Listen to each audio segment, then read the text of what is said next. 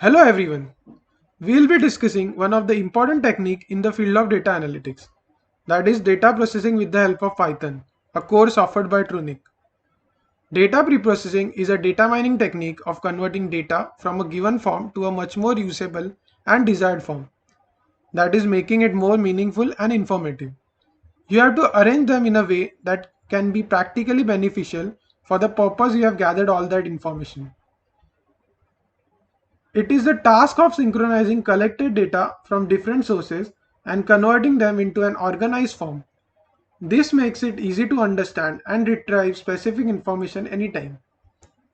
Data processing is an integral part of any visualization, analysis, or modeling technique, and it has following steps.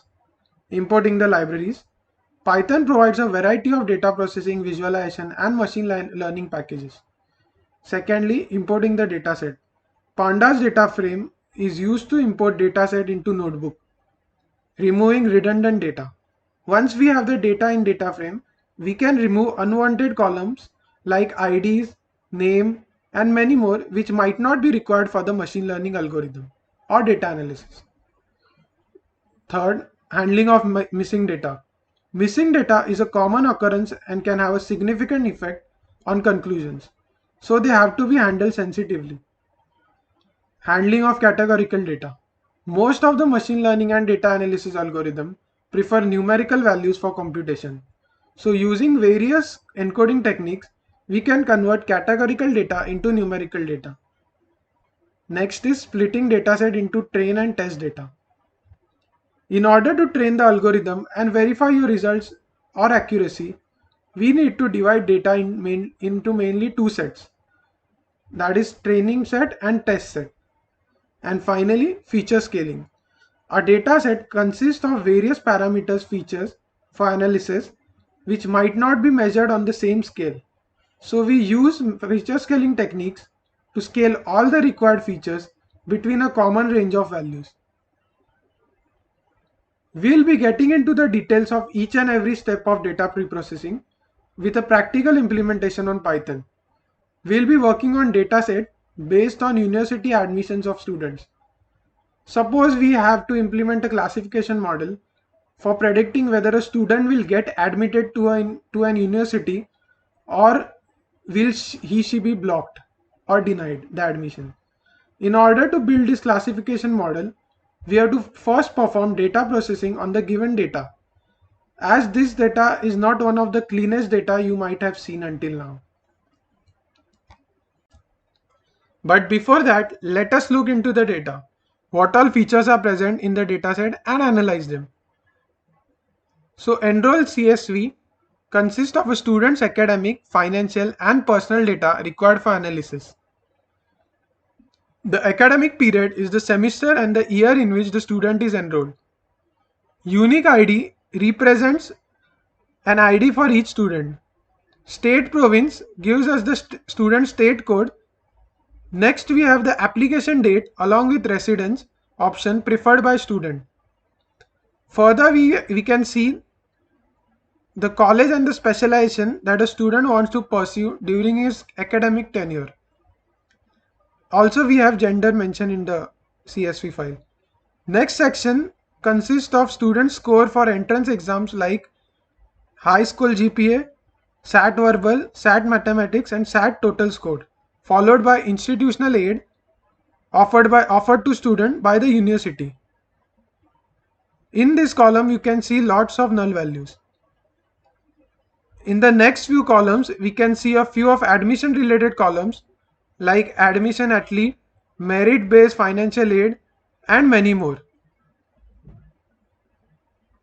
Finally, we have our target column named as admitted, where we have two categorical value, admitted or denied.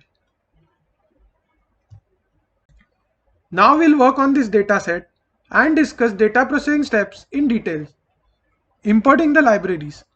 First, we need to import libraries like NumPy, Pandas for data extraction and manipulation, and also to perform mathematical operations on the dataset. We'll also be requiring libraries like one-hot encoders for converting categorical data to numerical and binary data. also standard scaler for performing feature scaling, and finally matplotlib and seaborn for visualization, which will assist us in analyzing data. Now we'll import all the necessary libraries for data processing. We have successfully able to import all the libraries, and if you face any import errors, try to install those packages using the following command: pip install and the package name. Next step is importing the dataset. Once we have imported all the libraries, we need to extract data into data frame using pandas. Make sure that the data file is in the same folder.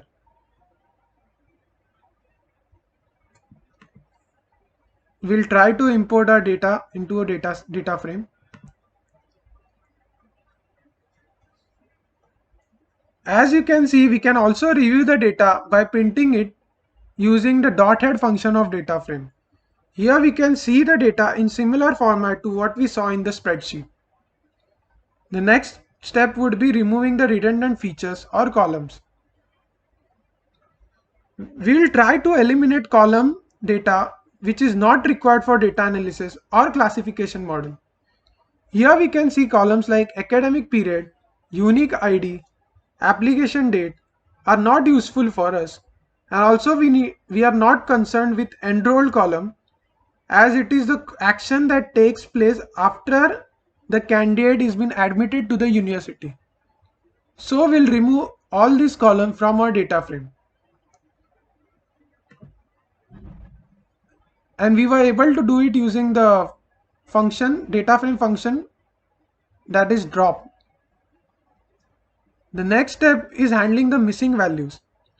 As of now, we have all the relevant columns in the data frame. The next thing we need to do is to clean and arrange the dataset. We need to check for any missing value in the dataset, as it may causes significant difference in the results. The function isNull.sum gives us the count of null values in each column of data frame. We'll try to run this command and see how many columns has null values in it.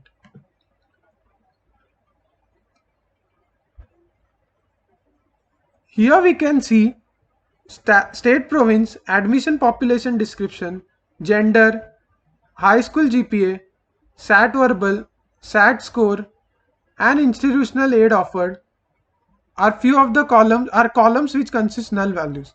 But we cannot delete these columns, as these are very important feature for classification.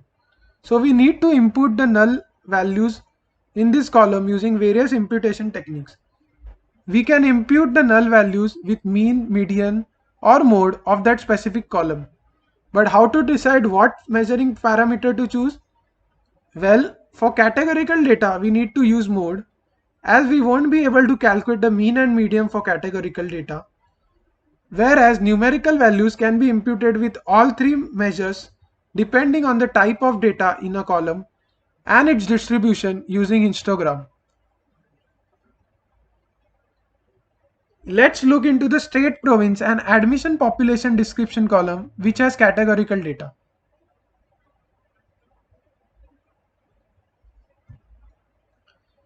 So we can input the missing value using mode. This can be performed using pandas function fill na, that is fill whatever is not available.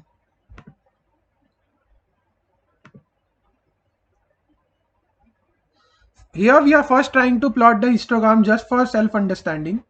So here we can see the state province with value PA has the highest count among all the state province. So when we run the command of imputing the null values with the mode, we will be imputing all the null values with the value PA. Similarly, we'll try to plot histogram for the column admissions population description. Here again we can see early action is the highest option present in the dataset. So while imputing the mode into the missing values, it will fill the value of early action into the missing value data cells.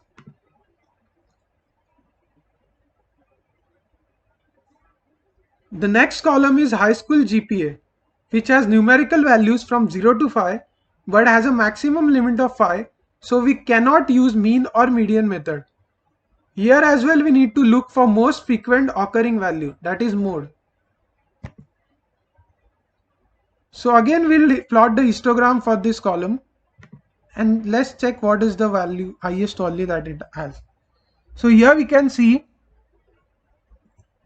high school GPA has mode as 4. So when we try to impute the null values, it will replace the null values with the value 4.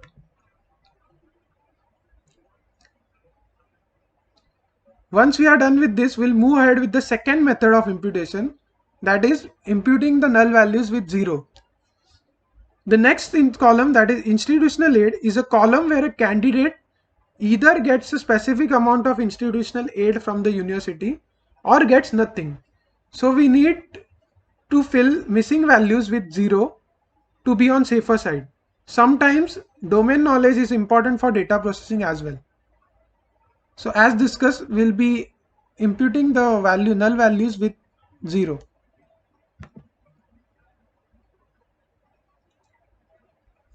Moving ahead, the next two columns, that is SAT verbal and SAT mathematics, consist of numerical data.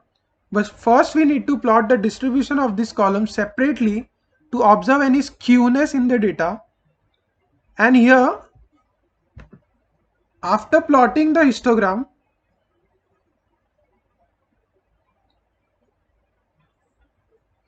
we can see there is no skewness and it shows a normal distribution.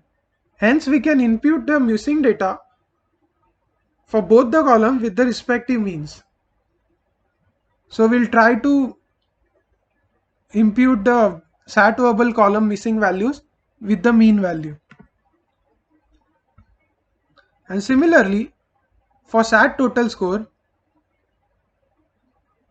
and SAT mathematical score, we'll plot the histogram and we'll see. So we can observe a normal distribution of data. So we'll again impute the null values with the mean value.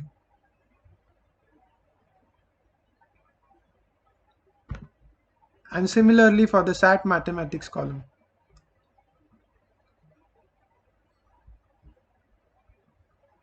Here we go. We can again see a normal distribution.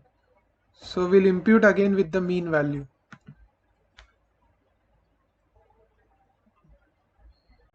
The next step is handling of categorical data.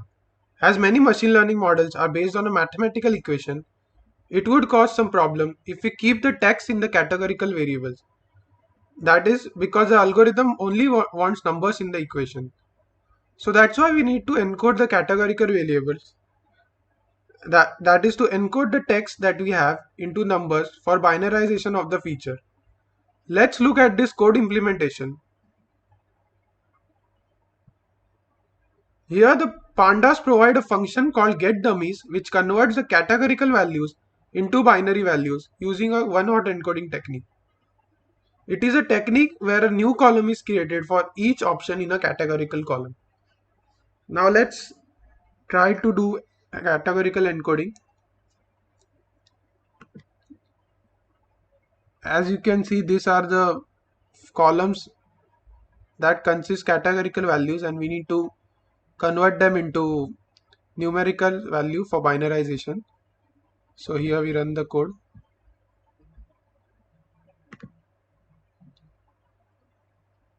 And we'll try to see our new data frame by printing it using .head function.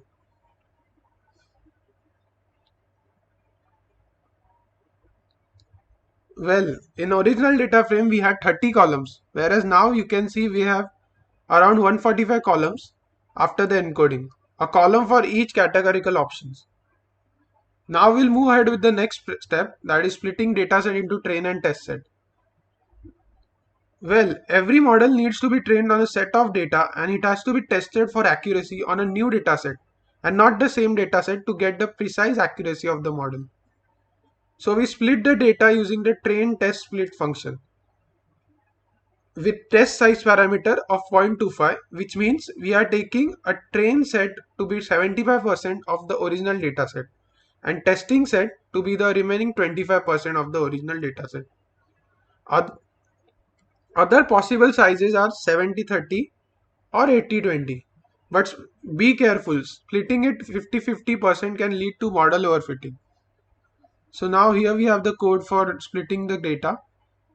Here you can see we have already split the data into our target variable and independent features.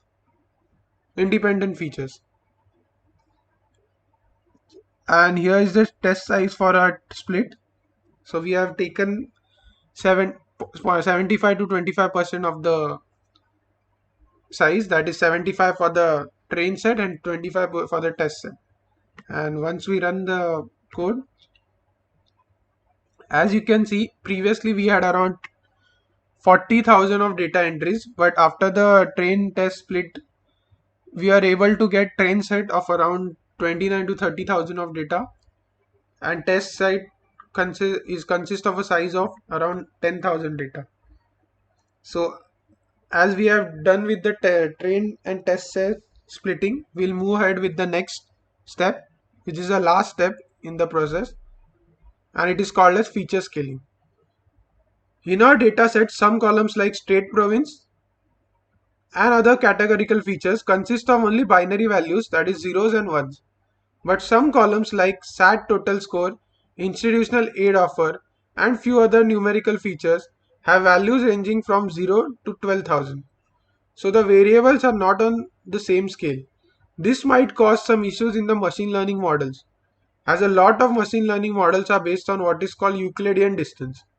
So as a part of data pre-processing, we apply this feature scaling to convert different scales to a standard scale so as to make it easier for machine learning algorithms and allow faster convergence on learning, along with more uniformity of weights. And we basically downscale very large values of column into a specific range.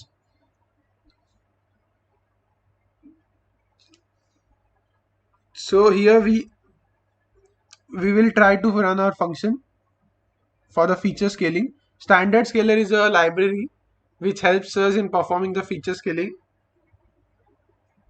of the dependent variable. So as you can see, we have only taken the dependent variables, that is xtrain and xtest. Let's try to run this code.